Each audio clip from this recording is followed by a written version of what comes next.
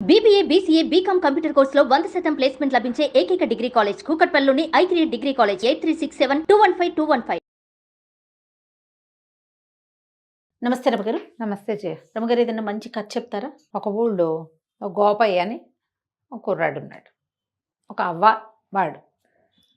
ఈ పిల్లవాడు కొంచెం అమాయకుడు, అంటే మెతకవాడు. నిలదీసి అడగడం, ఏదైనా తేడా వస్తే తనడానికి రావడం, అలాంటి వ్యవహారాలు లేవు. పల్లెటూళ్ళల్లో కుర్రకారు సాధారణంగా నిలదీసి అడుగుతారు, అంటే టెంపరీగా ఉంటారు ఉండేవాళ్ళు పాత రోజులు. ఇప్పుడు ఎట్టా ఉన్నారు తెలియదు మనకి. ఏదైనా తేడా వస్తే నువ్వు నిన్న అట్లానో ఇవాళ ఇట్లా అంటున్నావు, అదేంటిదే, అలా మాట్లాడగలరు. నిలబడతారు వాళ్ళ కోసం వాళ్ళు. వీడికి అంత నిలబడ్డానికి రాదు, స్టాండ్ తీసుకోవడం రాదు, కొంచెం మెతకవాడనమాట. అవతల వాళ్ళు గద్ది ఇచ్చారనుకో ఏమో లేని ఊరుకుంటాడు బిక్కమొహం వేసుకుని. అవ్వకి జాలిగా ఉండేది, అయ్యో వీడు రేపొద్దున ఎట్లా బతుకుతాడు అమ్మ నాన్న లేనివాడు అని జాలిగా పిల్లవాడిని కాచి కాపాడేది. అయితే ఏమైంది, ఆవిడకి అంత్యకాలం సమీపించేసరికి ఆవిడ ఏమందంటే, ఒరే నాయన, ఎప్పటి నుంచో మీ నాన్న పోకముందు నుంచి కడుపు కట్టుకుని కూడబెట్టాను, అటక మీద జాడీలో 5,000 రూపాయలు ఉన్నాయి. ఈ ఊళ్ళో నువ్వు బతకలేవు, నీ మెతకతనం వీళ్ళందరికీ తెలుసు, నిన్ను బతకనీరు, డబ్బులు లాగేస్తారు, పక్కనున్న పట్టణానికి వెళ్ళిపో. నువ్వు చక్కగా గేదెలని పోషణ అది బాగా చేయగలవు, మనకు పద్ధతి కూడా ఉంది. ఓ 10 గేదెలు కొనుక్కొని హాయిగా పాల వ్యాపారం పెట్టుకో, చక్కగా వ్యాపారం బాగుంటుంది. కొత్త చోటు కాబట్టి నీ మెతకతనం అంత తొందరగా బయటపడదు, ఆ వాటికి నువ్వు స్థిరపడిపోతావు. అదేలే, ఎవరన్నా చుట్టుపక్కల ఇళ్ళ వాళ్ళతో మాట మంచితనంగా ఉన్నావంటే వాళ్ళు నీకు సపోర్ట్ చేస్తారు అని చెప్పింది. పిల్లవాడు ఈ గోపయ్య కూడా సరేనన్నాడు. కొద్ది రోజులు గడిచాక ఎప్పుడో అవ్వ నిద్దట్లోనే వెళ్ళిపోయింది. పిల్లాడు 4 చూసుకున్నాడు, చుట్టుపక్కల వాళ్ళందరూ చేరారు. మరి ఒంటరి పిల్లాడు కదా, సరే ఆవిడని సాగనంపారు. చుట్టాల పక్కల ఎవరో వచ్చి 10 రోజులు ఉండి వీడికి ఏదో కాచిపోసారు, అయిపోయింది. అంతా అయ్యాక పిల్లాడు ఏం చేశాడు, ఒకరోజు అటకెక్కి చూశాడు. చూస్తే జాడీలో 5,000 రూపాయలు ఉన్నాయి. సరే అవ్వ చెప్పిన మాట నిజమేను, మెల్లిగా ఈ ఊళ్ళో నుంచి కదులుదాము అని చెప్పి ఏమనుకున్నాడు, ముందు పక్క ఊరు వెళ్ళటం, గేదెలు కొనుక్కోవటం అవన్నీ ఆలోచించుకున్నాడు. ఈ ఊళ్ళో ఒక శెట్టి గారు ఉన్నారు, ఆయన మహా గట్టివాడు, కొంచెం పీనాసివాడు అన్న పేరు కూడా ఉంది. అవ్వ ఎప్పుడైనా ఆయన దగ్గరికి చేబదులకు వెళ్ళటం, తర్వాత ఏమో ఏదైనా దాచిపెట్టాలంటే ఊరు వెళ్తున్నాను, ఇగో ఈ డబ్బులు నీ దగ్గర ఉంచుకొని ఈయన దగ్గర ఏదైనా వస్తువు, బంగారపు వస్తువు దాపెట్టడం వాడికి తెలుసు. చిన్న చితగా వెండి బంగారం ఉన్నాయి వీళ్ళ దగ్గర, అవన్నీ ఆస్తి కింద ఉంటాయి కదా. అదే సరే ఈ అబ్బాయి ఏం చేశాడు, పట్నం వెళ్ళి ముందు ఒక ఇల్లు చూసుకోవాలి, ఏదైనా ఖాళీ స్థలం కావాలి, గొడ్లు పెట్టాలంటే ఖాళీ స్థలము, గొడ్ల సావిడి కావాలిగా. అందుకని ఏమనుకున్నాడు, శెట్టి గారి దగ్గరికి 5,000 చేత్తో పుచ్చుకొచ్చాడు, చిన్న మూటలా కట్టి పట్టుకొచ్చి, ఏమంటే శెట్టి గారు, నేను పక్కనున్న రామాపురం పెద్దపట్నానికి వెళ్తున్నాను, మరి ఇల్లు అది చూసుకుంటా, అక్కడ గొడ్లు పెట్టుకోమంది మా నాయనమ్మ, అవ్వ అక్కడ చెప్పింది, నేను అక్కడన్నీ ఇల్లు అక్కలు ఏర్పాటు చేసుకుని ఎవరన్నా మారుబేరగాళ్ళని వాళ్ళని చూసుకుని వస్తా, ఈ 5,000 మీ దగ్గర పెట్టండి కాస్త అని చెప్పి సరిగ్గా అదే సమయానికి ఆ శెట్టి గారి ఇంట్లో ఏమైంది, శెట్టిగారి భార్య వాళ్ళ మా అమ్మ ఇక్కడికి రాబోతోంది. ఆవిడ రామేశ్వరం ప్రయాణం అయింది. వాళ్ళ అమ్మ శెట్టిగారి అత్తగారు దారైపోతూ వీళ్ళ ఊరు దారిలో ఉంది. వచ్చి ఇక్కడ ఒక రోజు ఉండి కూతురు దగ్గర ఆ పైన యాత్రలకి వెళ్తుంది. మా అమ్మ రాకరాకొస్తోంది, 3 ఏళ్ళయింది వచ్చి, ఒక చీర కొనుక్కురండి మా అమ్మకి అంటుంటే ఈయనంటాడు, ఆ దారిపోయే వాళ్ళందరికీ దారిని పోతూ వస్తుంటే ఆవిడ ఒక చీరలు ఎక్కడ పెడతాం, చీరలో సార్లు నేను పెట్టను అన్నాడు. ఆవిడ, మా అమ్మ దారిపోయేది ఎందుకైంది, మా అమ్మ కదా, పెళ్ళై 10 ఏళ్ళు అయితే ఎన్నిసార్లు జరిపింది, మనకి పండగ పబ్బాలు జరిపింది, 3 సార్లు బట్టలు పెట్టింది, రాక ఈ ఊరు వచ్చి ఒక నిద్ర చేస్తే చీరన్నా పెట్టదు పెద్దదానికి అంతేగా అని పెళ్ళామంటోంది. ఈయనేమో నేను అట్ట పెట్టనన్నాడు. ఈ లోపల ఏమైంది, వాళ్ళిద్దరూ మాట్లాడుకుంటుండగానే వీడు వెళ్ళాడు, మనవాడు గోపయ్య. ఈ వాక్యాలు చెప్పడానికి లోపలే ఏమైంది, ఈ పెళ్ళామేమో ఈవిడ సనిగేస్తోంది. సనుగుతుంటే ఏమన్నాడు, ఆ తర్వాత చీరల సంగతి పొయ్యి మీద కూర మాడుతోంది, పోయి చూసుకో అని కేకేశాడు. ఈ అబ్బాయి అక్కడే ఉన్నాడు, పొయ్యి మీద కూర మాడేటప్పుడు. ఆవిడ లోపలికి వెళ్ళింది, పొయ్యి మీద కూర ఏదో సవరిచ్చింది. ఈ లోపల ఈ గోపయ్య ఆవిడ లోపలికి వెళ్ళిన సందర్భంలో 5,000 రూపాయల వాక్యాలు ఈయనకి చెప్పి 5,000 ఈయన చేతిలో పెట్టాడు. ఓకే, చేతిలో పెట్టేసరికల్లా ఈయన ఏం చేశాడు, అటగేలే ఏముంది, దిక్కులేని వాళ్ళకి ఏదో ఒక సహాయం చేయాలి, మీ అవ్వలేదు, పేదసాదాకి సాయం చేయడానికే కదా మనిషి అన్నవాడు ఉండేది అన్నాడు. అనేసరికి లోపల పెళ్ళాం, ఇట్లా దిక్కుమాల వాళ్ళందరికీ సహాయం చేస్తాడు, సొంత అత్తగారు పెద్దది రామేశ్వరం యాత్రలకు వెళ్తూ మన ఇంటికి వస్తే ఓ చీర పెట్టడానికి ఏడుస్తాడు చచ్చినాడు అని తిట్టుకుంటూ ఏం చేసింది, కింద నుంచి ఒక కొండ ఏదో ఎత్తి పైన పెడుతోంది. ఎప్పుడైతే ఆవిడకి ఊహ వచ్చిందో ఆ కొండ ఎత్తి గోడకేసి కొట్టేసరికల్లా ఆ ఈ శెట్టి గారిది ఆ వంట చేసుకునేటిది ఒక పాక ఈ గోడకి నిండా నీళ్లు ఉన్న కుండ తగిలేసరికల్లా అది ఇలా వజవజలాడినట్టు కదిలిపోయింది. ఆ గోడ నానుకుని వాకిలి నడవా ఉంది. ఎప్పుడైతే ఈ గోడ కదిలిందో కుర్రాడు కంగారు పడి, గోపాయి ఏంటండి భూకంపం వచ్చినట్టు అదిరిపోతోంది, అదిరిపోతుంది ఏంటండి అన్నాడు. అనగానే శెట్టి గారు చెప్పాడు, ఆ భూకంపాలు వస్తున్నాయో ఇవాళ రేపు ఈ పూట భూకంపం వచ్చింది అన్నాడు. కుర్రాడు ఏం గుర్తు పెట్టుకున్నాడు, భూకంపం వచ్చిన రోజు శెట్టి గారికి డబ్బు ఇచ్చానని పెట్టుకున్నాడు. సరే వెళ్ళొస్తానండి అంటే క్షేమంగా వెళ్ళి లాభంగారా, మెల్లిగా నిదానంగా చూసుకునిరా, 4 చూసుకున్నాకరా, నీ డబ్బులు ఎక్కడికి పోవు, నేను ఇస్తానన్నాడు అనేసి పంపించేసాడు. ఈ గోపయ్య పక్కనున్న పట్టణానికి వెళ్ళాడు. వెళ్ళి ఓ ఇల్లు వాకిళ్ళు వెతికాడు, అద్దెకి ఇవ్వబడను అని చెప్పిన అన్ని ఇళ్ళు చూడగా ఏవి కుదరల. బాగా చీకటి పడే వేళకి చుట్టాలింటికి పోయి పడుకున్నాడు. 3, 4, 5, 6 రోజులు తిరిగాడు. తిరగక ఒకరోజు ఊరికి పెడగా ఉన్న ఒక ఇండిపెండెంట్ ఇల్లు ఈ అబ్బాయికి కనపడింది. కొంచెం పెడగా ఉంది, దాని పక్కన పెద్ద ఖాళీ స్థలం కూడా ఉంది. ఉంటేనే ఈ అబ్బాయి పోయి వాళ్ళ ఇంట్లో అడిగాడు, ఏమండి అద్దెకిస్తారా ఏమిటి అంటే, సరే ఎవరు ఏమిటి కనుక్కుని, ఎవరు లేరండి, గేదెల వ్యాపారం పెడదాం అనుకుంటున్నా, ఈ పక్క ఖాళీ స్థలం కూడా ఇస్తానంటే నేను దిగుతానండి పక్క వాటాలో అన్నాడు. అదొక 3 గదుల వాట.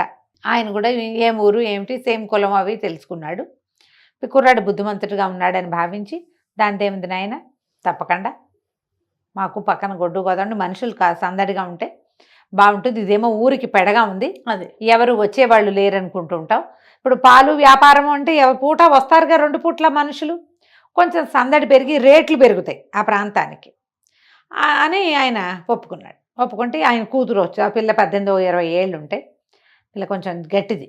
ఆ అమ్మాయి ఏమంది, సరే కబుర్లకేముంది, అద్దె మాత్రం 100 రూపాయల నెలకి, గొడవలకు దిక్కకూడదు అని గట్టిగా చెప్పింది. పిల్ల చూస్తే చక్కగా ఉంది.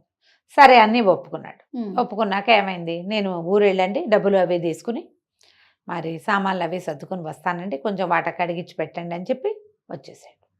ఇంటికి వచ్చి మర్నాడు ఇక్కడ సామాన్లు అవి ఇవి సర్దుకుని రేపొద్దున ఊరు వెళ్తాననగా ఇవాళ శెట్టి గారి ఇంటికి వెళ్ళాడు. శెట్టి గారు నమస్కారం అండి, రామాపురంలో అన్నీ ఏర్పాటు చేసుకొచ్చాను, మరి గేదెల బేరగాళ్ళు కూడా దొరికారు, ఒక 8 గేదెలకు బేరమైందండి, మీరు డబ్బు ఇప్పిస్తే నేను వెళ్ళి పని చేసుకుంటానండి, రేపు వెళ్ళిపోతున్నానండి అన్నాడు. ఎంత కావాలో అని అడిగాడు ఆయన. ఎంత కావాలి ఏంటండి, నేను మీ దగ్గర పెట్టిన డబ్బు ఇచ్చేయండి అన్నాడు. నువ్వు నా దగ్గర ఏం పెట్టావు అన్నాడు ఆయన. అనేసరికి కుర్రాడు నిర్ఘాంతపోయాడు. అదేంటండి 5,000 రూపాయలు మా అవ్వ అటక మీద జాడీలో పెట్టినవి నేను మీకు తెచ్చిస్తాను కాదు, ఫలానా రోజు నేను ఊరెళ్ళే రోజు, నేను రామాపురం వెళ్ళేటప్పుడు మీ ఇంటికేగా తొలిగా వచ్చాను అనేసరికి అలా ఆయన అన్నాడు, అవురవరా నా దగ్గర డబ్బులు పెట్టడం ఏమిటి, నువ్వు అవ్వమన్నాడు నాకు అంతే తెలుసు, రామాపురం వెళ్ళొస్తానని చెప్పావు అంతే, నువ్వు మా ఇంటికి రాలేదు, నాకు డబ్బులు ఇవ్వలేదు. కాదండి ఆ రోజు భూకంపం వచ్చిన రోజు అండి అన్నాడు. భూకంపం రావటం ఏమిటి అని ఆయన కేకలు పెట్టాడు. చుట్టుపక్కల అందరూ చేరారు. వీడు మెల్లిగా మాట్లాడుతున్నాడు. డబ్బులు తీసుకునే వాళ్ళు గట్టిగా ఎందుకు అరుస్తారు, డబ్బులున్నాయని అందరికీ తెలిసిపోతుంది, అదే కదా, ఇవ్వదలుచుకోని వాడు ఎంతైనా అరుస్తాడు అంతే. ఆయన పెద్ద కేకలు పెట్టాడు. చుట్టుపక్కల 5, 6 ఏళ్ల వాళ్ళు చేరారు. పల్లెటూళ్ళు ఏమిటి దగ్గరగా ఉంటాయి వీళ్ళు. ఏమిటి అన్నారు. వీడు చూడండి అవగారి మనవడు గోపయ్య భూకంపం వచ్చిన రోజు నాకు డబ్బు ఇచ్చానంటాడు, భూకంపం ఎక్కడొచ్చింది మన ఊళ్ళో అనేసరికి అందరూ కేకలేశారు. అదేమిట్రా అబ్బాయి మతిపోయినట్టు మాట్లాడుతూ, భూకంపం ఎప్పుడు వచ్చిందంటే, వచ్చిందండి ఆ రోజు భూకంపం అంటాడు. ఏం కలగన్నావో అని అందరూ ఎక్కిరిచ్చారు. మా అవ్వ 5,000 దాచిందని ప్రచారం చేయకూడదన్న ఇంగితం ఉంది కుర్రాడికి, కానీ ఇప్పుడు చెప్పక తప్పటల్లా ఏం చెయ్యాలో తెలియలే, ఎంత బతిమాలినా బామల్ని ఆయన ఒప్పుకోలే, నువ్వు నాకేం ఇవ్వలేదన్నాడు. అనేసరికి ఇక ఏం చేస్తాడు, ఏడుపు మొహంతో వెనక్కి తిరిగి వెళ్ళిపోయాడు. ఇంక ఇప్పుడు ఏం చేస్తాడు, పట్నం వెళ్ళి మళ్ళీ సాయంకాలం కాళ్ళు ఈడ్చుకుంటూ పట్టణానికి వెళ్ళాడు. వెళ్ళి వాళ్ళ ఇంట్లో చెప్పాడు. ఆ పెద్ద ఆయన ఆ కూతురు పేరు తరంగిణి, నేను మోసపోయాను, ఆయనకి 5,000 ఇచ్చా, ఆయనేమో ఇవ్వలేదంటే ఇట్టాడు పని చేశాడు, ఆ డబ్బులు ఏంటి, నేను ఈ గేదెలు ఎట్లా కొను, మీకు ఇంటికి డబ్బెట్టా ఇస్తాను, 4,000 గేదెలకు ఖర్చు పెట్టుకుని ఒక 1,000 రూపాయలు పెట్టుకుని నేను ఇక్కడ బతకాలి కదా ఈ ఊళ్ళో, నా దగ్గర ఇంకేం లేదు ఆయనేమో ఇట్లా చేశాడు, మా ఊళ్ళోనే మట్టి పీసుకుని పేడెత్తుకుని బతుకుతాను, ఇంకేం చేస్తాను, వెళ్ళొస్తానండి, మీ ఇల్లు అద్దెకి తీసుకోనని చెప్పడానికి వచ్చాను, మీరు నా కోసం చూస్తారు కదా పని మానుకొని అనేసరికల్లా అయ్యో ఆయన జాలి పడ్డాడు ఆ ఇంటి ఆయన. అయ్యో పాపం ఎంత కష్టం వచ్చింది అయ్యా, భలే మోసం చేశాడే వాడెవడో దుర్మార్గుడు, నిన్ను జాగ్రత్తగా బతుకునైనా అమాయకుడివి అన్నాడు. అనేసరికి అలా పిల్ల లోపల నుంచి మజ్జిగ తీసుకుని లోపల నుంచి వస్తూ, అదేమిటి నాన్న, దిక్కపోతే దిక్కపోయాడు, మన ఇంట్లో దిక్కపోయినా నష్టం లేదు, కానీ ఇతను పోగొట్టుకున్న డబ్బు మాత్రం ఇప్పించాలి కదా, అతను అమాయకుడు పోగొట్టుకున్నాడు, మనం తెలివి వాళ్ళం కదా అని ఒక ప్లాన్ చెప్తానని ఐడియా చెప్పింది. ఈ ఐడియా ప్రకారం మర్నాడు 2 రోజుల తర్వాత 1-2 రోజుల తర్వాత ఆ ఇంటాయన ఈ తరంగిణి వాళ్ళ నాన్న ఓ రేకు పెట్టె పుచ్చుకుని గోపయ్య వాళ్ళ ఊరు వెళ్ళాడు. వెళ్ళి ఈ శెట్టి గారింటికి వచ్చాడు. శెట్టి గారింటో దండం పెట్టాడు. అయ్యా మరి మీరే కదండి శెట్టి గారు, నేను గోపయ్యకి కాబోయే మామగారినండి, వాళ్ళ అవ్వ ఉండగానే పిల్లని గోపయ్యకి ఇచ్చి సంబంధం కుదుర్చుకున్నాం, ఆవిడేమో మీ ఊరు రామాయణంలో పెళ్లి చేయాలని మాతో మాటిచ్చింది, ఆవిడ పోయింది కదా, ఏడాది లోపల పెళ్లి చేస్తే ఆవిడకి ఉత్తమ గతులు కలుగుతాయని నేను డబ్బు గిబ్బు అన్నీ సవరించుకుని వచ్చానండి, మీరు పెద్ద మనిషి, ఈ ఊళ్ళో మీరే చాలా పెద్ద మనిషి అని చాలాసార్లు అవ్వగారు చెప్పింది పెళ్లి మాటలకు వచ్చినప్పుడు, ఈ పెట్టెలో 60,000 ఉన్నాయండి, రేకు పెట్టె ఒకటి తెచ్చాడు, ఆ పెట్టెలో 60,000 ఉన్నాయి, పెట్టె మీ దగ్గర ఉంచండి, ఎందుకంటే నేను ఈ ఊరు వాడిని కాదు, ఇక్కడ ఏర్పాట్లు చేయాలి, వంట వాళ్ళని మాట్లాడుకోవాలి, పురోహితుడిని మాట్లాడాలి, సన్నాయి వాళ్ళని మాట్లాడాలి, 4 ఏర్పాటు చేసుకోవాలి కదా, రామాలయంలో చెప్పాలి, ఇవన్నీ ఉన్నాయి, ఈ డబ్బులు పుచ్చుకుని ఊరంతా నేను తిరగలేను, నాకు ఇక్కడ ఇంకో ఆనుపాను లేదు, మీరు మహానుభావులని చాలా పెద్ద మనిషి అని నేను విన్నాను, ఈ 60,000 రూపాయల పెట్టే మీ ఇంట్లో ఉంచండి, ఓకే, వీళ్ళు వెంబడి 1000 చొప్పున తీసుకుంటా అని చెప్పంగానే ఆయనకు సాహసం వచ్చేసింది. ఇంతకుముందు అప్పనంగా 5,000 నొక్కేశాడు, 60,000 పిచ్చి గోపయ్య వాడి వల్లే మళ్ళీ డబ్బులు వస్తున్నాయి అనుకొని సరేనని అన్నాడు. సరేనని ఏమేవ్ పెద్ద మనిషికి మజ్జిగ పట్టరా అంటే వాళ్ళ ఆవిడ మజ్జిగ చిప్పుకుంటుంది. ఈ లోపల ఏమైంది, చటుక్కుని గోపయ్య వచ్చాడు. వచ్చి శెట్టి గారు మరి మొన్న నేను మీకు డబ్బులు ఇచ్చాను, మీరు కూడా మర్చిపోయారు, అసలు నేను ఇవ్వలేదంటున్నారు, భూకంపం వచ్చిన రోజంటే మీరు కాదన్నారు, అవాళ్ళు మీ ఇంట్లో కూర ఏదో మాడిందండి, కూర మాడుతోంది, వెళ్ళి చూసిరమ్మన్నారు, అప్పుడేనండి నేను మీకు 5,000 ఇచ్చాను అన్నాడు. అనగానే శెట్టి గారి గొంతులో వెలక్కాయ పడింది. ఇప్పుడు డబ్బులు లేవు అని అనడానికి వీల్లేదు, కాదు అంటానికి వీల్లేదు. అనగానే ఏం చేసాడు, కొంచెం తిప్పుకొని ఆ భుజం మీద చెయ్యేసి, నాకు గుర్తుందయ్యా భలేవాడివి, నీ డబ్బులు నాకెందుకు, నాకు జ్ఞాపకం ఉంది, కాకపోతే ఆ రోజున నువ్వు ఎప్పుడైతే 2 రోజుల క్రితం, నిన్న కాక మొన్న కదా వీడొచ్చాడు డబ్బుల కోసం, నువ్వు వచ్చినప్పుడు ఓ జూదరి, ఓ తాగుబోతువాడు, ఒక ఏమంటారు ఇల్లు కట్టుకునేవాడు, 3 సిద్ధంగా ఉన్నారు డబ్బుల కోసం, నీ డబ్బులు నా దగ్గర ఉన్నాయని తెలిస్తే నేను నీకు డబ్బులు ఇస్తే నేను వాళ్ళకేమి ఇవ్వటల్లా, వాళ్ళు నీ వెంట పడతారని నువ్వు డబ్బు పోగొట్టుకుంటావు, అమాయకుడివి, మీ అవ్వేమో నా చేతిలో పెట్టింది నిన్నని నేను అప్పుడు ఇవ్వలేదంతే, మళ్ళీ కబురు చేసి ఇద్దామనుకుంటున్నా, నేను ఏదో పనిలో పడ్డాను చూడు ఉండు అని వాడిని గోపయ్యను నుంచోబెట్టి అలా లోపలికి వెళ్ళి 5,000 పట్టుకొచ్చి ఇచ్చాడు. గోపయ్య లెక్క పెట్టుకున్నాడు, మూట కట్టుకోగానే మావగారు లేచి నుంచున్నాడు. అదే సంగతి, ఈ అబ్బాయి పెళ్ళి ఇప్పుడు వద్దండి అంటే ఏమిటో అనుకున్నాను, ఇంత మెతకవాడికి నేను పెళ్ళనివ్వనండి, అసలు పెళ్ళే క్యాన్సిల్, పెళ్ళి లేదు ఏం లేదు, ఇప్పుడు మొన్న మీరు డబ్బులు ఇవ్వకపోతే వీడు తిరగబడి మీ మీద పడి కొట్లాడలేదంటే ఏమిటి అర్థం, ఇంత మెతకాలుడు వద్దండి మాకు, అది పెళ్ళి లేదు ఏం లేదు, నేను వస్తానంటే అని పెట్టపుచ్చుకుని వెళ్ళిపోయాడు. డబ్బులు పుచ్చుకుని గోపయ్య బయటకు వెళ్ళిపోయాడు, పెట్టపుచ్చుకుని పెద్ద మనిషి బయటకు వెళ్ళిపోయాడు. 5,000 పోయి 60,000 పోయినాయి. అది ఆయన నోరు తెచ్చుకుని చూస్తూ ఉండిపోయాడు. వీళ్ళిద్దరూ అదే ఒకే దారిలో నడిచెళ్ళి గోపయ్య వాళ్ళ ఇంటికి వెళ్ళి కాస్త 4 సామాన్లు సర్దుకుని ఆ గోపయ్యకి సహాయం చేసి బరువుగా ఉన్న పెట్టి తీసుకెళ్తుంటే ఆయన దిగులుగా చూసేట, బెట్లో ఏం లేవు, మామూలు బట్టలు పెట్టుకొచ్చారు.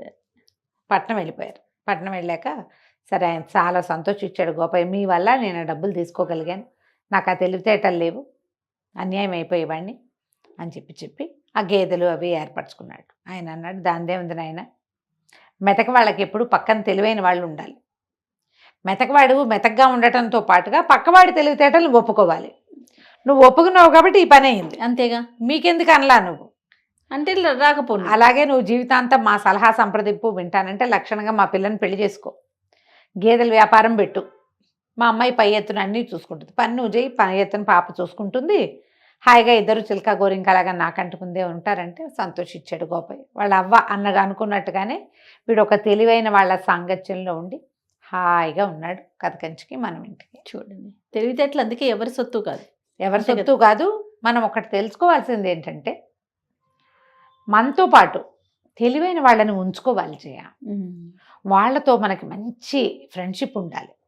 వాళ్ళు మన్నెత్తి మీద చేపెట్టేలాగా ఉండకూడదు. కాస్త జాగ్రత్త పడి, మనకు అంత తెలివి లేదంటే తెలివిగా ఉన్న వాళ్ళతో ఫ్రెండ్షిప్ చేయి అది చక్కగా. నిజం రమ్మగారు, అప్పుడే కదా? మన అచీవ్మెంట్ అనేది ఇంకా 100% సక్సెస్ అవుతుంది అవును కదండి. అవును. రైట్ రమ్మగారు, నమస్తే. నమస్తే చేయ.